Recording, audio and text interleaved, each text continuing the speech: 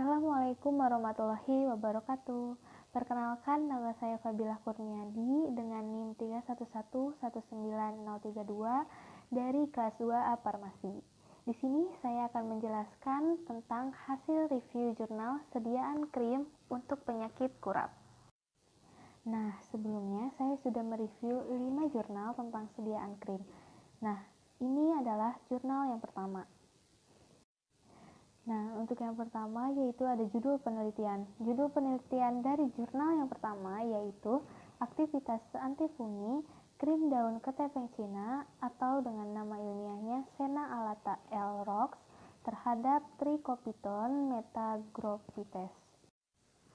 Nah, selanjutnya jurnal yang pertama ini ditulis oleh Tri Setio Bayu Aji, Ika Yuni Astuti, dan Binar Asrini Diani.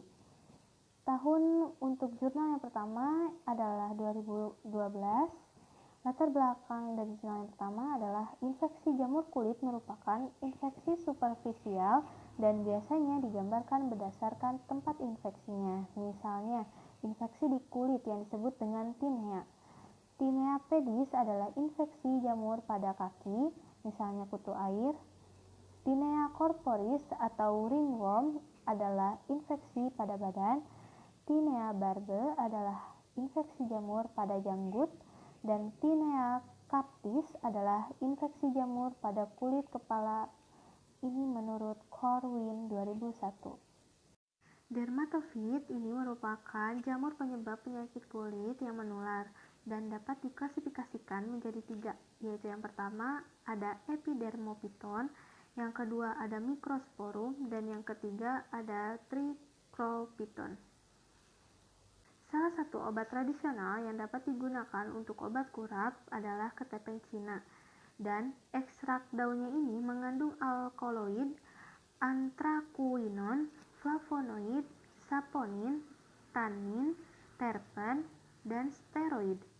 Penelitian pada tahun 2010 secara in vitro menunjukkan bahwa ekstrak etanol daun ketepeng Cina ini memiliki aktivitas anti jamur. Untuk formulasi sediaan pada jurnal yang pertama itu ada 4 jenis formulasi. Nah, formulasi yang pertama itu krim dengan ekstrak etanol daun ketepeng Cina 0,5%. Formulasi yang kedua krim dengan etanol daun ketepeng Cina 1%. Dan formulasi yang ketiga yaitu krim dengan ekstrak etanol daun ketepeng Cina 1,5%. Dan formulasi yang keempat yaitu krim tanpa ekstrak. Untuk selanjutnya yaitu hasil penelitian dan evaluasi. Yang pertama yaitu ada hasil uji pH. Hasil uji pH sediaan krim menunjukkan bahwa pH sediaan krim stabil dalam 4 kali pengukuran selama 4 minggu pada pH 7. Ini berarti penambahan ekstra etanol daun ketepeng Cina tidak berpengaruh pada kestabilan pH sediaan. Yang kedua yaitu hasil uji homogenitas. Hasil dari uji homogenitas ini menunjukkan bahwa krim yang dibuat telah homogen karena tidak terdapat partikel saat digosokkan. Nah, untuk selanjutnya yang ketiga yaitu ada hasil uji daya sebar. Nah, daya sebar terbesar ditunjukkan oleh krim pada formulasi yang pertama yaitu 6,93 kurang lebih 0,11. Dan yang paling kecil oleh krim formulasi ketiga yaitu 5,73 kurang lebih 0,23. Penambahan ekstrak etanol daun ketepeng Cina ini dapat berpengaruh terhadap daya sebar krim. Karena semakin besar konsentrasi ekstra, maka semakin kecil daya sebarnya. Nah, yang keempat yaitu hasil uji organoleptis. Uji organoleptis ini biasanya menguji tentang bentuk, warna, dan bau dari sediaan tersebut. Nah, seluruh krim memiliki konsistensi krim dan bau khas ketepeng Cina, kecuali pada formulasi yang keempat karena tidak mengandung ekstrak. Krim formulasi yang pertama memiliki warna hijau muda dan yang kedua memiliki warna hijau. Pada krim yang ketiga memiliki warna hijau tua. Dan pada krim formulasi yang keempat memiliki warna putih. Hal ini dikarenakan semakin besar komposisi ekstrak ketepeng Cina dari formulasi pertama sampai formulasi ketiga menyebabkan perbedaan warna yang lebih tua. Jadi, semakin besar komposisi ekstrak ketepeng Cina, maka warnanya akan semakin tua. Yang kelima, hasil uji daya lekat. Krim formulasi yang ketiga memiliki daya lekat paling kecil dan pada formulasi keempat memiliki daya lekat paling besar. Ekstrak yang mengandung air jika ditambahkan ke dalam sediaan krim akan menambah kadar air dalam krim, sehingga membuat krim lebih lunak dan licin. Hal ini ditunjukkan karena semakin besar konsentrasi ekstrak, maka semakin kecil daya lekat sediaan krim tersebut. Dapat kita lihat pada gambar tabel di samping. Nah, untuk yang selanjutnya, yang keenam, ada hasil uji viskositas. Analisis variansi satu arah ini menunjukkan bahwa seluruh formulasi tidak memiliki perbedaan viskositas yang signifikan dalam setiap minggunya. Hal ini menunjukkan bahwa ekstrak tidak berpengaruh dalam viskositas sediaan krim, dan viskositas krim stabil dalam 4 minggu penyimpanan. Dan dapat kita lihat pada tabel hasil uji viskositas di bawah ini. Nah, pada minggu yang pertama itu semua formulasi 100 semua viskositasnya. Nah, pada minggu yang keempat itu ada perubahan pada formulasi yang kedua, yaitu jadi 98. Nah, ini perbedaannya nggak signifikan karena cuma turun 2 angka gitu kan. Jadi nggak terlalu jauh dari 100. Nah, terus pada formulasi yang ketiga itu juga turun jadi 97. Nah, ini juga nggak apa-apa karena penurunannya nggak terlalu jauh gitu kan. Nah, terus abis itu pada minggu terakhir, nah formulasi yang kedua itu juga turun lagi 1, jadi 97 viskositasnya. Nah, untuk formulasi yang ketiga itu juga turun 1, jadi 96. Nah, untuk formulasi yang pertama dan yang keempat itu stay 100. Nah, yang ketujuh, hasil uji aktivitas antifungi. Nah, untuk menguji aktivitas antifungi ini menggunakan analisis variansi satu arah. Hasil analisis variansi satu arah dengan taraf kepercayaan 95% menunjukkan bahwa formulasi 1 dengan formulasi yang keempat tidak menunjukkan perbedaan bermakna karena formulasi yang ke-1, kedua, dan ketiga menunjukkan perbedaan yang bermakna terhadap formulasi keempat. Nah, hal ini menunjukkan bahwa aktivitas anti jamur krim yang dibuat tidak ada yang sebaik kontrol positif. Selanjutnya, yaitu jurnal yang kedua dengan judul Perbandingan pH dan Daya Sebar Krim Ekstrak Kulit Nanas atau dengan nama ilmiahnya Ananas Comossus Elmer yang ditulis oleh Indra Gunawan. Nah, untuk selanjutnya, jurnal yang kedua ini dipublikasikan pada tahun 2018. Nah, latar belakang dari jurnal ini adalah Indonesia merupakan negara tropis dengan kelembaban udara yang tinggi. Kondisi tersebut membuat penduduknya lebih rentan terkena penyakit kulit. Nah, penyakit kulit ini biasanya disebabkan oleh jamur. Saat ini, terdapat lebih dari 200 spesies jamur yang terdapat di alam bebas dan 100 spesies di antaranya dapat bersifat patogen terhadap manusia. Penyakit kulit ini banyak terdapat di Indonesia.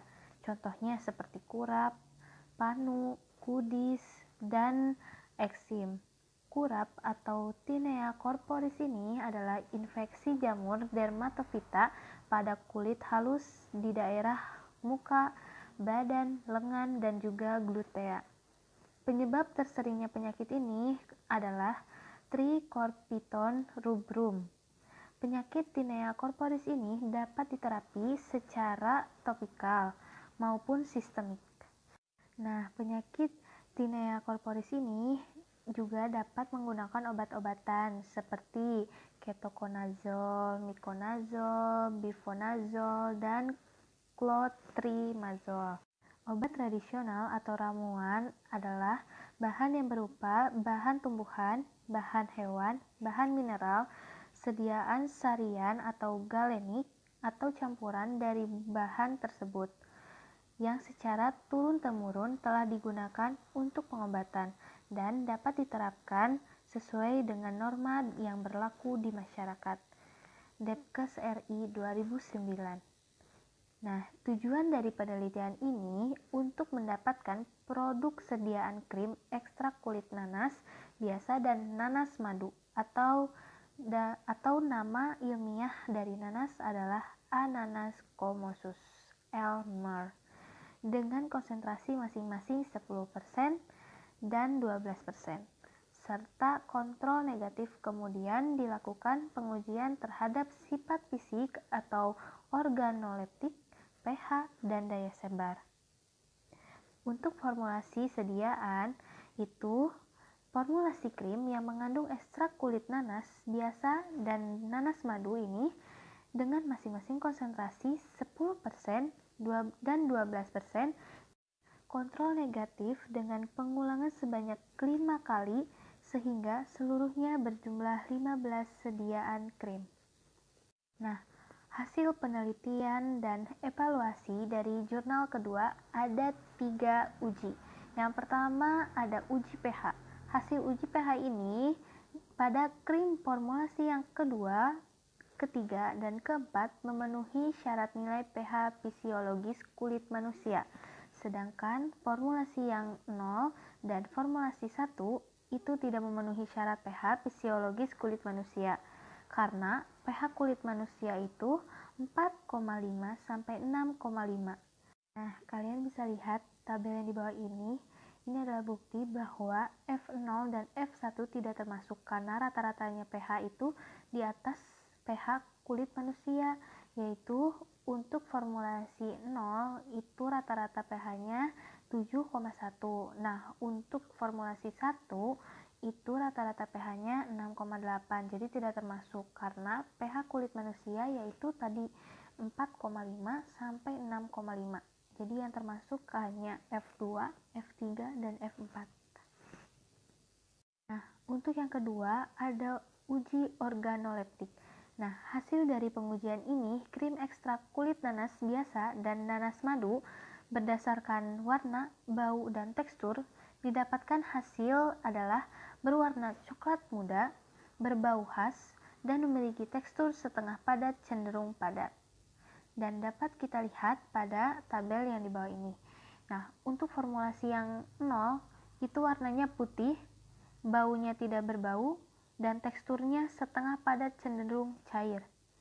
Untuk formulasi yang 1 itu warnanya coklat muda, berbau khas, dan untuk teksturnya itu setengah padat cenderung padat. Dan juga itu berlaku pada formulasi yang kedua, ketiga, dan keempat. Jadi yang tidak termasuk adalah F0 karena baunya tidak berbau dan juga teksturnya setengah padat dan cenderung cair. Nah, yang ketiga, hasil uji daya sebar. Berdasarkan hasil pengelolaan statistika several independent test menggunakan uji Kruskal-Wallis-H terhadap nilai daya sebar semua formula krim F0, F1, F2, F3, dan F4. Didapat hasil nilai SIG adalah 0,001. Pengujian hipotesis adalah H0 ditolak karena SIG kurang dari alfa, yaitu nilai alfanya 0,05. Nah, dapat kalian lihat pada tabel yang di samping ini bahwa daya sebar dalam 5 kali pengulangan untuk F0 rata-ratanya yaitu 6,1, untuk F1 itu rata-ratanya 5,1, dan untuk F2 rata-ratanya 4,2, untuk F3 rata-ratanya 4,3, dan F4 rata-ratanya 4,1.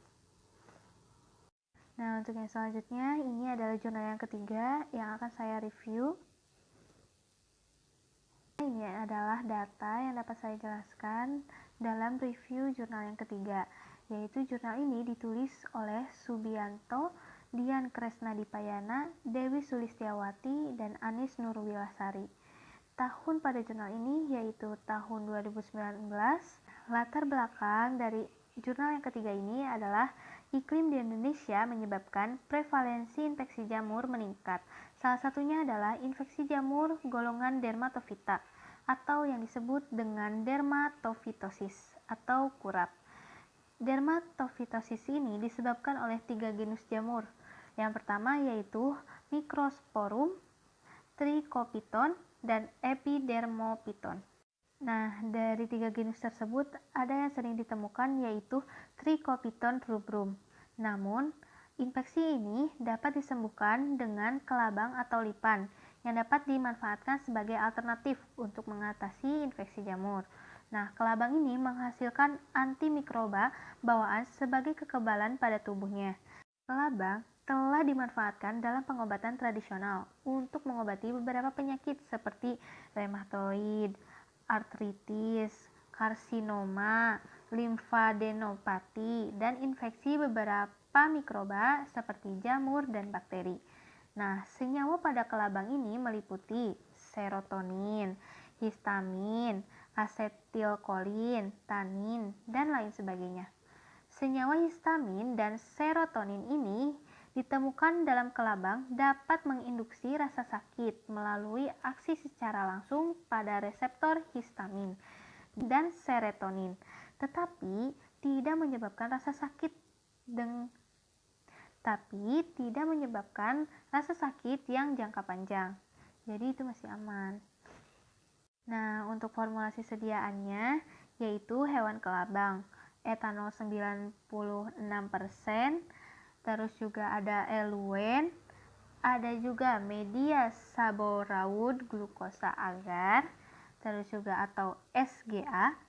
Nah, terus juga ada griseofulvin, aquades serotonin, asam asetat, NaOH, H2SO4, chloramphenicol 400 gram, KOH, dimetil sulfosid atau DMSO 2%, biakan suspensi Trichopiton rubrum. Nah, untuk hasil penelitian dan evaluasi dari jurnal yang ketiga ini yaitu dilakukannya 3 uji. Yang pertama, dilakukannya uji bebas etanol. Nah, hasilnya adalah bahwa ekstrak kelabang ini telah bebas dari etanol yang dibuktikan tidak terbentuknya bau seperti pisang. Dan buktinya seperti tabel di bawah ini. Nah, untuk membuktikannya, si sampel ekstrak kelabang ini direaksikan bersama asam asetat ditambah H2SO2 2N. Dan hasil ujinya yaitu negatif, tidak terbentuk bau seperti pisang. Dan ini bebas etanol. Nah, yang kedua itu dilakukan uji screening alkaloid. Uji alkaloid ini dilakukan dengan uji metode Hager. Hasil yang diperoleh menunjukkan bahwa ekstrak kelabang ini positif mengandung alkaloid karena si larutannya itu memiliki endapan berwarna kuning seperti pada gambar di bawah ini. Nah, yang ketiga melakukan uji aktivitas anti jamur. Nah, hasil dari uji ini pada ekstrak kelabang 5% didapatkan rata-rata zona hambatnya 14 mm dan ekstrak kelabang pada konsentrasi 10% didapatkan zona hambat sebesar 17 mm, sedangkan pada konsentrasi 15% didapat zona hambat 18 mm. Zona hambat yang terjadi pada ekstrak 5%, 10%, dan 15% dikategorikan golongan kuat.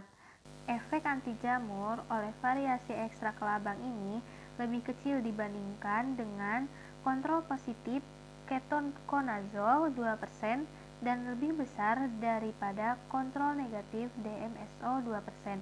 Sehingga pada penelitian ini tidak membuktikan bahwa ekstrak kelabang tersebut lebih efektif menghambat pertumbuhan jamur Trichopiton rubrum dibandingkan dengan ketoconazole 2%.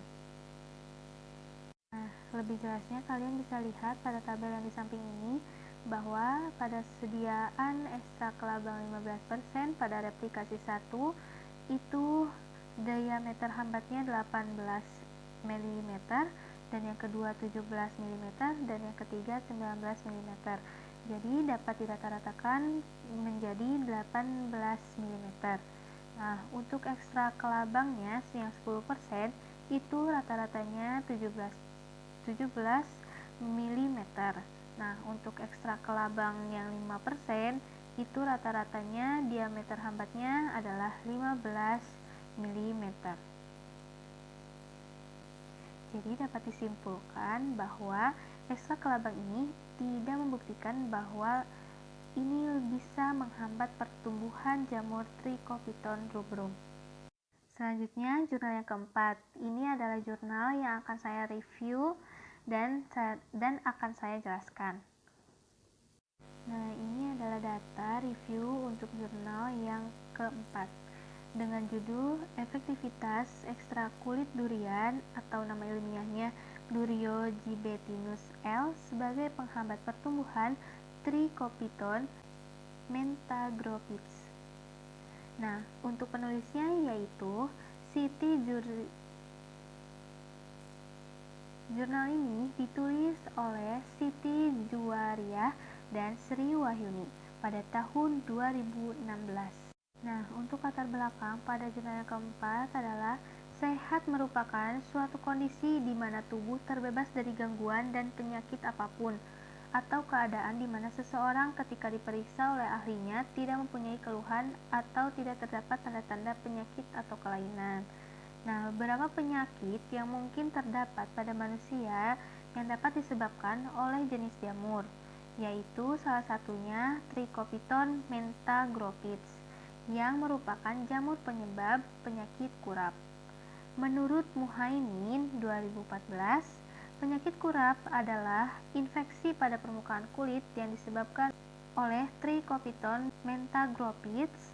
Penyakit ini dikenal dengan sebutan ringworm, yang artinya dapat menginfeksi pada kulit tersebut, membentuk pinggiran yang jelas seperti sarang cacing yang berbentuk cincin. Kulit durian merupakan salah satu potensial alam yang berupa limbah yang selama ini belum dimanfaatkan. Mengingat kandungannya, senyawa kimia dari kulit durian adalah flavonoid, fenolik, saponin, tanin, dan ini bersifat sitotoksit, yang artinya bersifat racun pada jamur tersebut. Ini menurut Setiawati dan kawan-kawan tahun 2013. Untuk formulasi sediaannya yaitu ekstrak kulit durian yang diformulasikan dalam sediaan krim memiliki aktivitas anti jamur terhadap spesies Candida albicans, di mana krim dengan konsentrasi ekstra 25% memiliki diameter zona hambat terbesar dibandingkan dengan krim konsentrasi 15% dan 20%. Ekstrak etanol kulit durian pada konsentrasi 10%, 15%, 25%, dan 50% dapat menghambat pertumbuhan jamur Trichopiton mentagrophytes karena kulit durian mengandung senyawa flavonoid, tanin, saponin, fenolik, dan itu semua dapat menghambat pertumbuhan jamur tersebut. Nah, untuk yang selanjutnya yaitu ada hasil penelitian dan evaluasi. Yang pertama, dilakukannya uji efektivitas. Hasil dari uji efektivitas ekstra etanol kulit durian ini terhadap pertumbuhan Trichopiton mentagrophytes dilakukan menggunakan tingkat konsentrasi yang berbeda, yaitu 10%, 15%, 25%, dan 50%, serta sebagai kontrol positif atau nistatin, kontrol negatif yaitu etanol 96%. Nah, yang kedua yaitu hasil uji daya hambat. Hasil uji daya hambat pada ekstrak etanol kulit durian terhadap jamur Trichopiton mentagrophytes pada konsentrasi 50% menghasilkan diameter zona hambat terbesar, yaitu 6,15 mm. Sedangkan pada konsentrasi 10% yaitu 2,08 mm. Konsentrasi 15% mendapatkan 2,58 mm dan pada konsentrasi 25% mendapat 3,83 mm. Kontrol positif atau nistatin menghasilkan diameter zona hambat terbesar dibandingkan diameter zona hambat yang lainnya, yaitu sebesar 10,19 mm.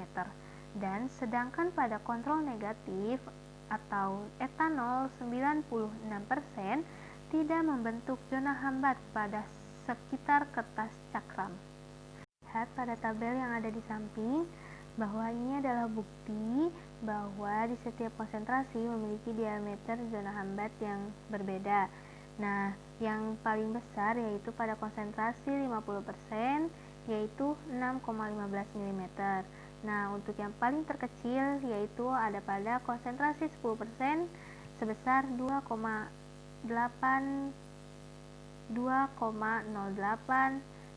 mm. Nah, yang selanjutnya, yang terakhir yaitu jurnal yang kelima. Ini akan saya review dan akan saya jelaskan data-datanya. Nah, ini adalah data review untuk jurnal yang kelima. Nah, untuk judul penelitian pada jurnal yang kelima ini adalah isolasi dan karakteristik senyawa bioaktif anti jamur Trichopiton mentagrophytes penyebab penyakit kurap dari biji buah biraksa atau nama ilmiahnya Cassia fistula L. Jurnal ini ditulis oleh Muhaimin pada tahun 2014 dan latar belakang dari jurnal ini adalah penyakit infeksi merupakan masalah penting bagi masyarakat di Indonesia. Penyakit ini dapat disebabkan oleh berbagai mikroorganisme seperti bakteri, jamur, dan virus. Di Indonesia, penyakit infeksi sampai sekarang masih menduduki urutan yang teratas dalam hal penyebaran, sehingga dibutuhkan biaya penanggulangannya yang relatif besar dan terutama untuk pengadaan obat-obatan. Salah satu penyakit infeksi yang banyak diderita oleh masyarakat Indonesia adalah penyakit kurap. Penyakit kurap ini adalah infeksi pada permukaan kulit yang disebabkan oleh jamur Trichopiton mentagrophytes. Penyakit ini dikenal juga dengan sebutan ringworm. Nah, karena infeksinya pada kulit tersebut membentuk pinggiran yang jelas seperti sarang cacing yang berbentuk cincin. Pemanfaatan bahan tumbuhan dalam upaya mengobati penyakit kurap yang disebabkan oleh spesies jamur telah sejak lama dilakukan oleh masyarakat, terutama masyarakat di pedesaan. Salah satu tumbuhan yang telah digunakan sebagai obat alami adalah bagian biji dari buah biraksa atau Cassia fistula. Untuk masyarakat Trasing SAD atau suku anak dalam di Jambi, memanfaatkan biji dari buah biraksa ini untuk mencegah dan melindungi kulit dari infeksi berbagai jamur penyebab penyakit kulit, serta untuk mencegah dan mengurangi kerusakan bahan pangan pasca panen, seperti biji kacang-kacangan, bila disimpan untuk jangka waktu yang lama. Nah, untuk formulasi sediaan pada jurnal ini, yaitu biji buah biraksa mengandung metabolit sekunder alkaloid, steroid, dan senyawa turunan fenol. Kemudian, dalam ekstrak kasar metanol biji buah biraksa memberikan aktivitas yang tinggi sebagai anti jamur Trichopiton mentagrophytes, penyebab penyakit kurap. Selanjutnya, yaitu hasil penelitian dan evaluasi pada jurnal yang kelima ini, yaitu dilakukannya yang pertama, uji diameter hambat. Nah, hasil pada uji diameter hambat ini, pertumbuhan koloni jamur Trichopiton mentagrophytes untuk ekstrak metanol awal, konsentrasi yang dipakai 50, 100, 150, dan 200 ppm. Hasilnya menunjukkan untuk ekstrak metanol awal dengan konsentrasi 50 ppm tidak memiliki aktivitas menghambat pertumbuhan koloni jamur.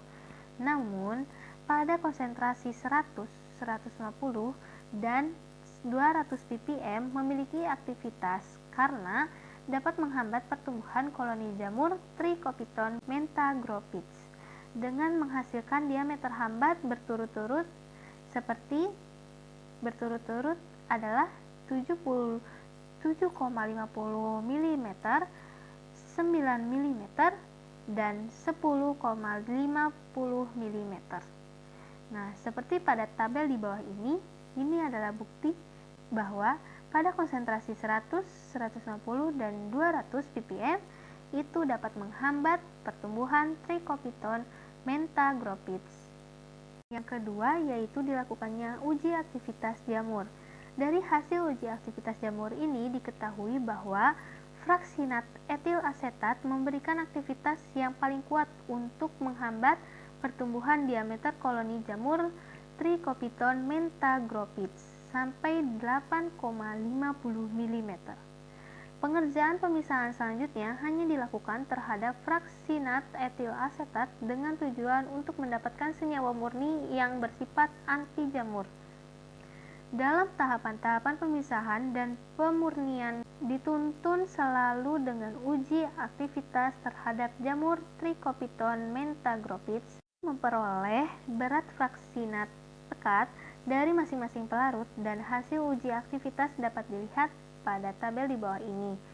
Untuk ekstrak metanol awal itu memperoleh ekstrak atau fraksinatnya 460 gram. Nah, untuk rata-rata diameter hambatnya mendapat 7,50 mm. Untuk N-heksena, perolehan ekstraknya yaitu 127 dan rata-rata diameter hambatnya adalah 0,00 mm. Jadi tidak ada daya hambatnya.